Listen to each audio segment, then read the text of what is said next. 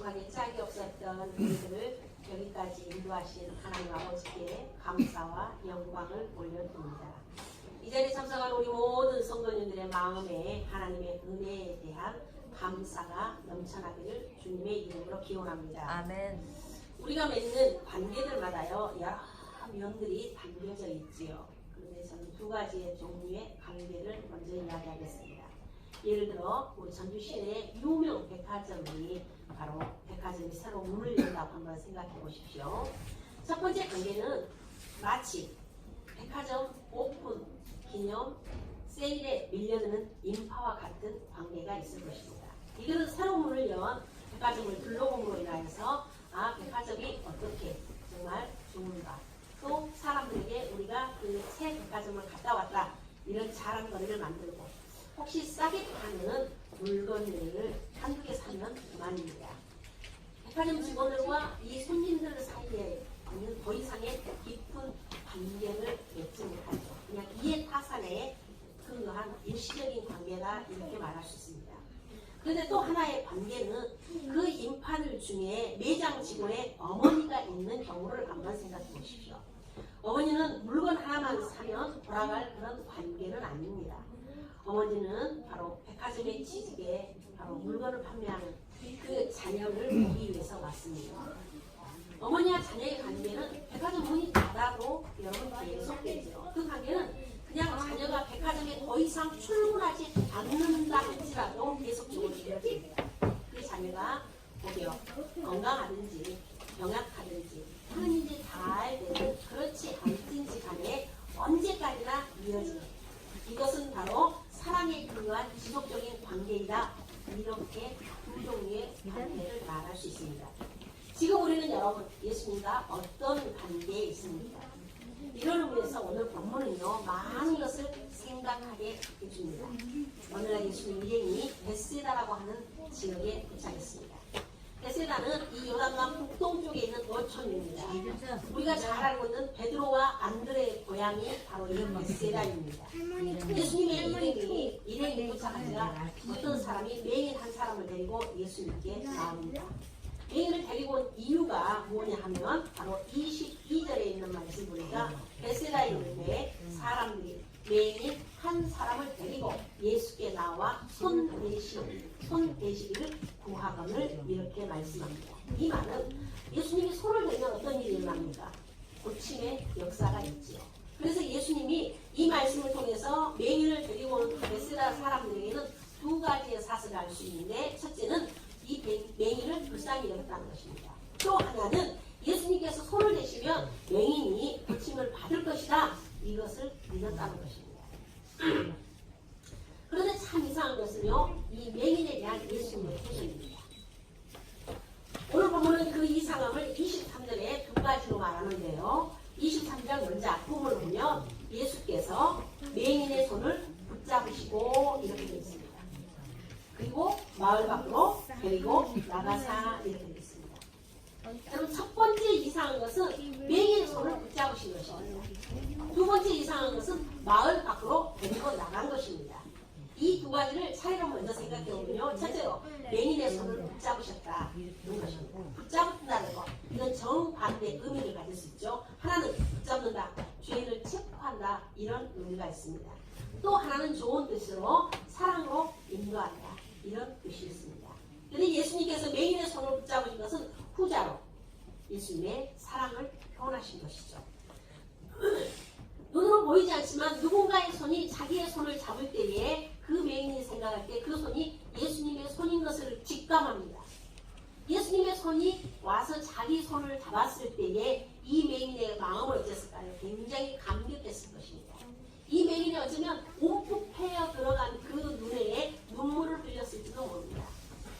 한마디로 예수님께서 그 맹인의 손을 잡는 순간에 예수님과 맹인 사이에는 사랑이 흐르기 시작했고 사랑의 관계가 시작된 것입니다.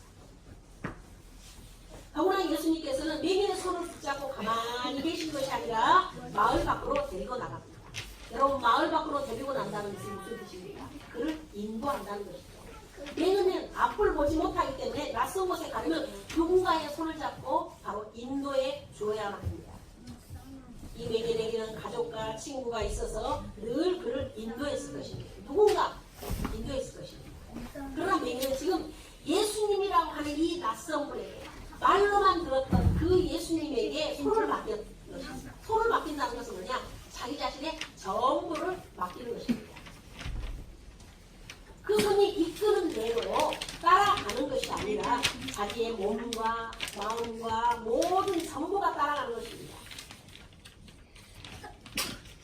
저는 이 말씀을 보면서 마음이 뭉클했습니다. 왜냐하면 우리도 인생을 살아가는 데 있어서 이 맹인과 다를 바가 없기 때문입니다. 여러분, 우리는 내일을 모릅니다.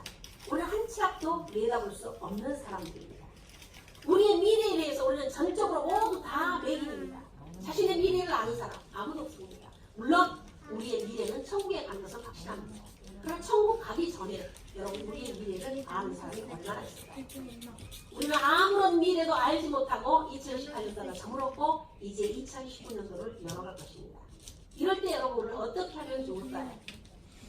예수님의 손이 우리를 붙들어 인도해 주시기를 주님의 이름으로 부탁합니다. 소원합니다. 우리는 예수님께서 인도하시는 대로 우리는 우리의 손을 맡기고 여러분 따라가면 되는 것입니다. 이처럼 맹인에게 친근한 사랑을 표현하는 것은요, 치료의 과정에서 그대로 나타납니다. 예수님은 전능하신 분이니까 나라, 네가 눈을 떠서 봐라 이렇게 말하면 여러분 말할 수 있습니다. 그런데 예수님께서는 그렇게 하지 않습니다. 23절 후반절에 보니까 예수님께서 어떻게 합니까? 눈에 침을 뱉으셨다 이렇게 기록하고 있습니다. 아니 여러분, 침을 뱉다요. 만약에 이런 일이 다른 사람이 있으면 손이 먼저 올라갔겠죠.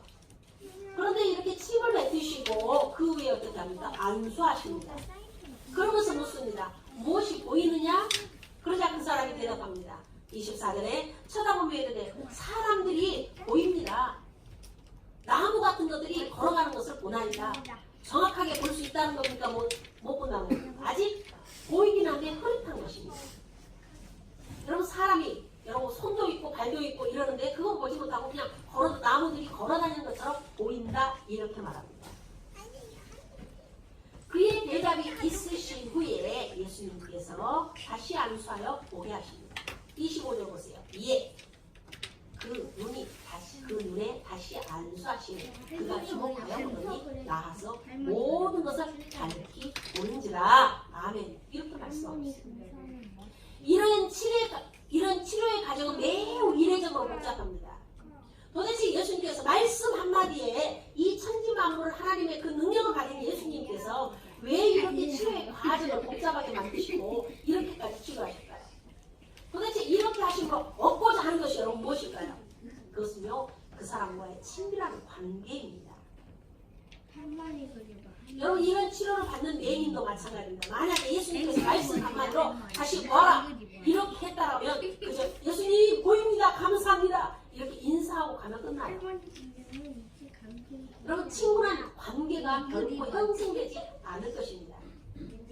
근데 손을 잡고 바로 그를 마을 밖으로 인도하시고 침을 뱉으시고 안수하시고 또다시 질문하고 또다시 안수하시는 이 모습이 마치 어머니가 자식을 어루만지는 것 같이 그 과정을 통하여 맹인의 마음도 예수님 안에서 활짝 열어진 것입니다. 이제 예수님은 눈만 뜨게 하신 분으로 그치지 않습니다. 바로 이 맹인에 있어서는 예수님의 그런 모든 치료의 과정 속에서 이제는 평생 마음에 모시는 분, 평생 사랑하는 분, 평생 그 섬길 분이 여러분 된 것입니다. 오늘 우리의 삶이 팍팍한 이유는요, 여러분 우리의 관계가 이런 이해 관계로만 엮어져 있을 뿐 아니라 참 사랑으로 연결되지 못하기 때문에 여러분 우리의 삶이 팍팍한 것입니다. 여러분 성탄절 즈음에 오니까 몇 년 전에 여러분 인기를 모았던 국제시장이라는 영화가 여러분 보셨을 것입니다. 이 영화는 재미와 함께 감동이 있었던 그런 영화지요. 주인공 윤덕수가 보여주는 것인데 이 윤덕수는 가장으로서의 책임을 다하는 그런 모습을 보여줍니다. 주인공 윤덕수는 아버지, 어머니 그리고 사랑하는 동생들과 이 흥남에서 화목하게 살았습니다. 여러분 이 흥남 분들아 알죠?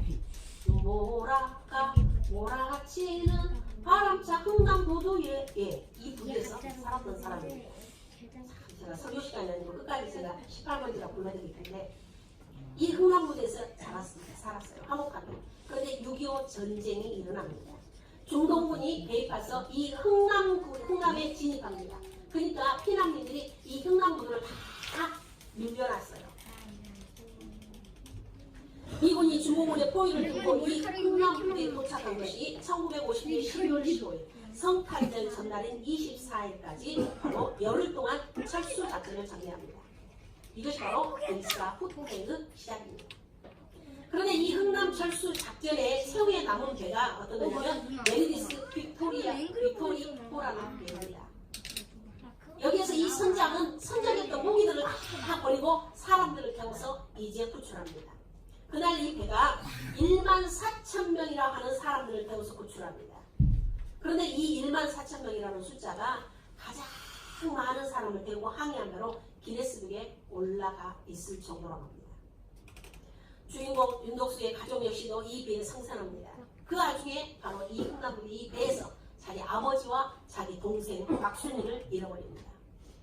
덕순이는 아버지가 말합니다. 네가 만약에 나와 헤어진다 한다면 부산의 국제시장에 가서 바로 꽃분내라고 하는 가게를 찾아가라 이렇게 말합니다. 왜냐하면 이 꽃분내는 자기 부모가 먼저 피난해서 살고 운영하고 있던 가게이기 때문입니다. 그 덕수는 구두 닦이는 험한 일을 하고 가족들을 부양합니다. 독일에 광부로 가기도 하고 거기서 만난 여인과 결혼합니다. 그리고 고모의 그 가게를 지키기 위해서 또 여동생을 결혼시키기 위해서 올람의 기술자로 파견합니다. 그 과정에서 이 윤덕수가 다리에 총을 맞고 절음발이가 됩니다. 그리고서 이제 저실자사와 방송사가 주관한 이산 가족 찾기 프로그램에 나와서 정말 흥남부두에서 극적으로 살아남아 미국에 입양한 동생 막순이를 찾아서 어머니 품에 안겨주기도 합니다. 그 와중에서 모진 세월을 흘러서 자녀들이 장성하였습니다. 그리고 결혼했습니다. 주인공 레이는 늙었습니다. 시장이 개발하려고 하는 사람들이 몰려와서 이 가게를 팔라고 하지만 그는 절대로 가게를 팔지 않습니다. 가게를 팔지 않는 이유가 고지식해서가 아님을 영화 끝에서 우리에게 밝혀줍니다. 다 나이가 많아. 이제 나이가 늙어 아내와 둘이 의자에 앉아서 이렇게 말합니다. 이제 가게 팔아. 이제 너무 나이가 늙어 그분이 오시지 못할 것 같아. 이렇게 말합니다. 왜 이 가게를 팔지 못했냐? 자기가 고지식해서만도 아닙니다. 혹시라도 아버지가 살아서 자신을 찾는다면 연결해 줄 수 있는 유일한 고리가 이 꽃분내라고 하는 국제시장의 그 가게였기 때문에 끝까지 어떤 사람이 뭐라 할지라도 지키고자 한 것입니다. 그러나 자기의 나이가 들고 아버지의 나이도 100세가 넘을 거라고 생각하기 때문에 이제는 가게를 팔라고 말합니다. 마지막까지 덕수의 마음은 가족들을 향한 정말 마음뿐입니다. 아버지, 어머니, 동생들, 자식들 위해서 평생을 희생합니다.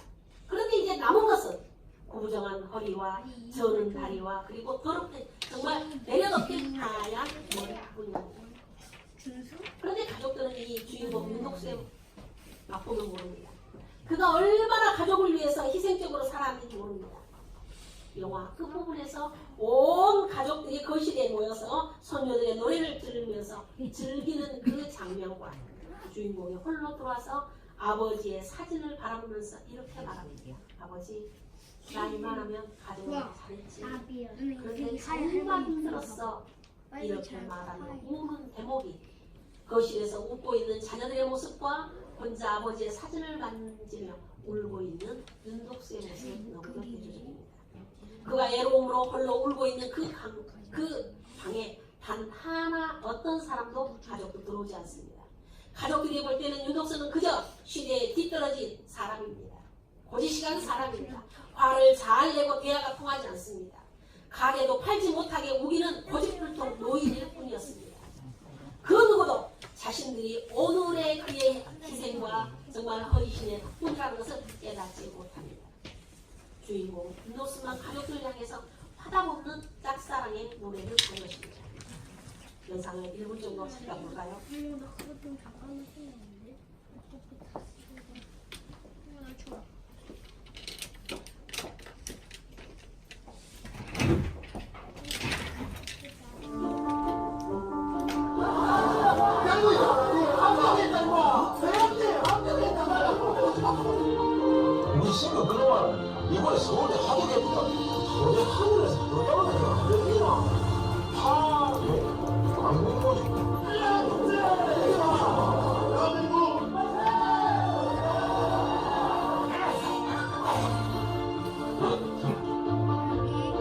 뭐 가난했겠죠. 그래서 쇠락바지를 보면 싹다 하고 교체시키고 동네 사람들이 형님을 바꿔줘 하니까 부모님 잘 만나고 학교 다니고 1년 300년 여기까지 끝나간다고.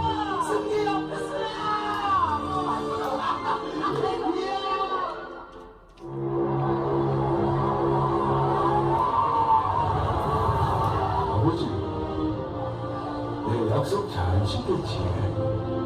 이번 한번 내 잘 살았지. 근데 너 진짜 힘들을 거야.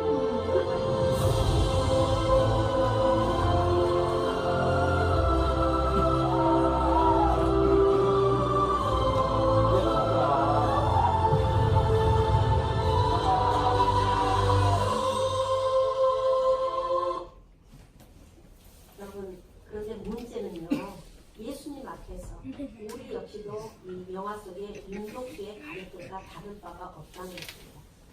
예수님께서 이 땅에 탄생하여 오신 그 낮으심, 십자가에 죽으신 그 희생의 사랑, 그 덕분에 우리는 구원을 받고 살아가면서도 그것을 알지 못한다는 것입니다. 그저 예수님께 와서 필요한 거 얻으면 그 후에는 미련 없이 발길을 돌린다는 것입니다. 아버지의 사랑을 그저 고집 정도로 취급하는 주인공의 가족들과 비슷합니다. 그러나 여러분, 오늘 본문에서 나타난 예수님께서는 맹인의 눈을 보게 해서 돌려보는 것으로 만족하지 않으십니다. 그래, 너 눈 나았다, 잘 가라, 이렇게 말하지 않습니다. 그와 계속적으로 친밀한 관계를 맺기를 원하십니다. 예수님께서는 단지 우리에게 무엇을 주시는 분으로서만이 아니라 계속적으로 서로 사랑하는 관계가 되고 싶어서 하십니다. 우리는 그분께 우리가 필요한 것을 얻은 이에 발길을 돌려서는 안 됩니다. 지속적으로 주님과 깊은 사랑의 교제를 가져야 합니다. 그뿐만 아니라 예수님의 이상한 때는 마을 밖으로 바로 이 맹인을 데리고 나가신 것입니다. 예수님께서 사람들이 지켜보시는 가운데 그를 고치지 아니하고 마을 밖으로 데리고 나가셨습니다. 벌써 여기서 맹인을 벳세다 사람들로부터 떼어놓으려는 예수님의 마음을 볼 수 있어요. 그뿐만 아니라 더욱 결정적으로 이 맹인에게 하는 말을 저는 알 수 있습니다. 다 같이 한번 읽어볼까요? 예수께서 그 사람을 집으로 26절 시작. 예수께서 그 사람을 집으로 보내시며 이르시되 마을에는 들어가지 말라 하시니라. 집으로 보내시면서도 어쩌라고요? 마을에는 들어가지 말라 이렇게 말씀하고 있습니다. 베세다에 가지 말라고 하시는 것을 보면 이 사람의 집은 여러분 아마 베세다 마을 밖에 있지 않았나 이런 생각을 합니다. 오늘 본문이 아니라 다른 복음서에 보면요 이렇게도 말하고 있습니다. 마을에도 들어가지 말고 그 마을에 있는 어떤 사람에게도 말하지 말라 이렇게 되어 있습니다. 예수님께서 눈을 뜬 사람이 바로 베세다에 들어가는 것을 금하시고 베세다 사람들에게 말하는 것까지 지금 금하고 계십니다. 여러분 이렇게 철저하게 베세다 사람들에게서 이 맹인을 떼어놓으려고 하는 이유가 뭘까요? 아니 예수님은 사랑의 교제를 끊임없이 나누라고 했음에도 불구하고 왜 이 맹인에게만은 베세다의 마을에는 들어가지 말라 그리고 그들에게 아무 말도 하지 말라 이렇게 말씀하시는 걸까요? 베세다 사람들의 어떤 문제가 있었을까요? 문제가 있습니다. 그들은 우리가 좀 전에 앞에서도 본 것처럼 예수님의 능력을 알았습니다. 그렇기 때문에 이 맹인이 예수님에게 데리고 오면 예수님을 고칠 수 있을 거라고 그들은 생각해서 이 사람을 데리고 왔습니다. 그런데 가장 결정적인 문제는 예수님께 필요한 것을 얻었을 뿐이지 예수님의 관계를 가지려고 하는 사람들이 아니었기 때문에 베세다 사람들에게 아무 말 하지 말라 이렇게 말씀합니다. 그들은 마치 백화점 오픈 기념 세일에 온 사람들처럼 그냥 구경하고 물건 사고 나면 돌아설 사람들과 같습니다. 아 예수님이 어쩌면 이 사람을 정말 예수님과의 끝까지 사랑의 관계가 아니라 이 사람을 고칠 수 있나 없나 어쩌면 예수님을 시험하기 위해서 이 맹인을 예수님에게 데려왔을지도 모릅니다. 예수님 당시의 무리들이 바로 예수님께 대해 가졌던 마음이 이런 것이지 않을까 생각합니다. 왜냐하면 여러분 무리와 제자들이라는 설교 속에서 여러분에게 말씀드린 것처럼 예수님께 몰려든 작게는 수십 명, 많게는 수만 명에 육박한 무리들은 배가 고플 때는 먹을 것을 얻고 마음이 굴굴할 때는 예수님의 말씀을 듣고 몸이 아플 때는 고침받으면 그만이다 이렇게 여겼습니다. 그런 마음으로 왔기 때문에 자신들이 원하는 것을 얻지 못하면 아무런 미련 없이 돌아서는 그런 사람들입니다. 이 사람들은 예수님께 기적과 은혜는 구했지만 사랑의 관계는 거부합니다. 그들은 예수님을 사랑하는 대신에 이용 대상으로 여긴 것입니다. 내가 필요할 때 주님하고 찾으면서 정말 주님이 원하시는 그 뜻대로 살아가지 못하는 우리들의 모습을 그대로 반영해 줍니다. 그렇기 때문에 그들은 예수님께서 원하시는 대로 살지 않는 것에서 조금도 마음 아파하지 않습니다. 마치 너는 백화점 주인이니까 그냥 물건이라 팔아. 내 사생활에는 간섭할 필요가 없어. 이렇게 말하는 것과 똑같습니다. 예수님, 당신은 우리에게 필요한 것만 주면 됩니다. 우리가 어떻게 살든지 간섭하지 마세요. 이렇게 생각하는 것이 그들의 생각이었을 것입니다. 이러한 태도에 대해서 예수님의 책망이 마태복음 11장 20절에서 21절에 이렇게 기록하고 있습니다. 함께 읽어볼까요? 예수께서 본능을 가장 많이 행하신 그들이 회개하지 아니하므로 그때에 책망하시되 화 있을진저 고라시나 화 있을진저 벳세다야 너희에게 행한 모든 권능을 두로와 시돈에게서 행하였더라면 그들이 벌써 베옷을 입고 제에 앉아 회개하였으리라. 아멘. 권능을 가장 많이 행하신 그곳에서 살던 많은 사람들이 그것을 보고서도 그대로 살지 못하는 그러므로 인해서 사람들이 보고 그 저건 아니다 라고 생각하고 예수님께 책망받는 것을 볼 수 있습니다. 예수님을 보실 때 그들은 기적은 많이 했지만 결국은 멸망의 일을 사람들이 한 것입니다. 그렇기 때문에 눈을 뜬 사람을 이 벳세다로 보내지 않으시는 이유가 여기에 있는 것입니다. 오늘 우리들의 문제점이 무엇일까요? 예수님을 우리들의 가려운 곳이나 긁어주는 분 정도로 여기면 이건 큰 문제입니다. 예수님은 결코 그런 분이 아닙니다.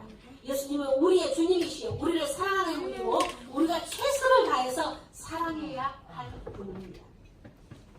그렇기 때문에 예수님이 원하시는 대로 살지 못한다면 마음 아파하면서 우리는 회개해야 할 우리들입니다.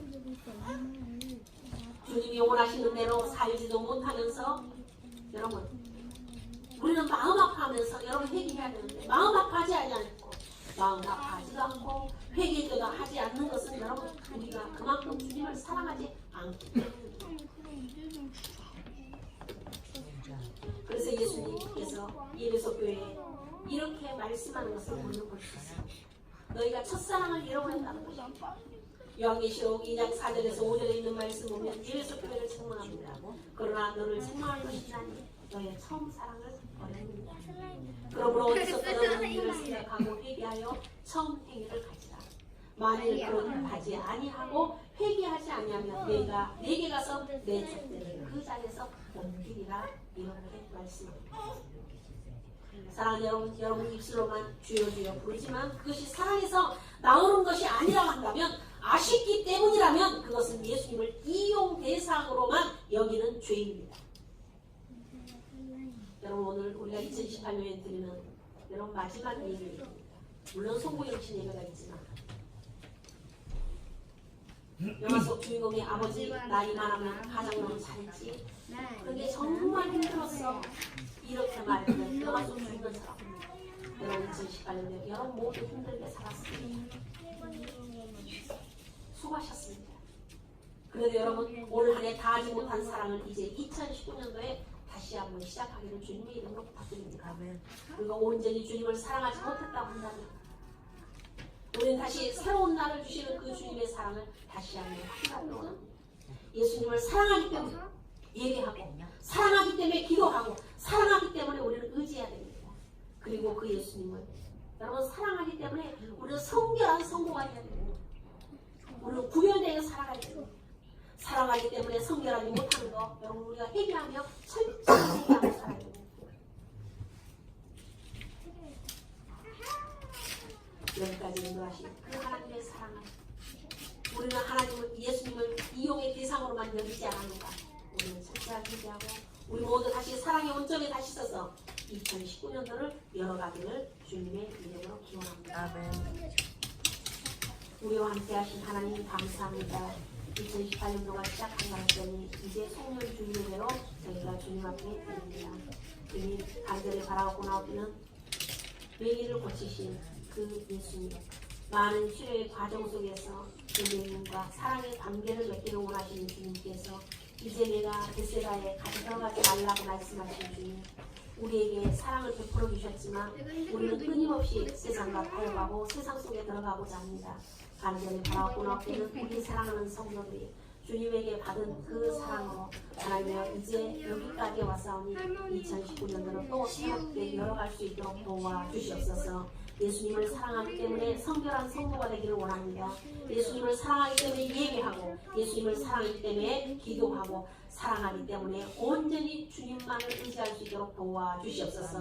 외계인의 손을 잡고 마을 밖으로 나가시는 것은 우리의 인생의 모든 것을 주님 앞에 맡기를 원합니다. 외계인이 예수님의 손을 잡고 인도함을 받았던 또 고침을 받았던 것처럼 우리의 인생을 주님께 바치며 우리 주님께서 더 아름다운 모습으로 하나님의 저희를 인도하여 주기를 믿사오니 우리의 모든 것을 주님 앞에 다 맡겨서 2019년 동안 주님 모시기에 아름다울 뿐만 아니라 우리 평생에 정말 기쁨과 감사의 한 해가 될 수 있도록 축복하여 주시옵소서. 예수님의 이름으로 기도드립니다. 아멘. 신앙 고백하겠습니다.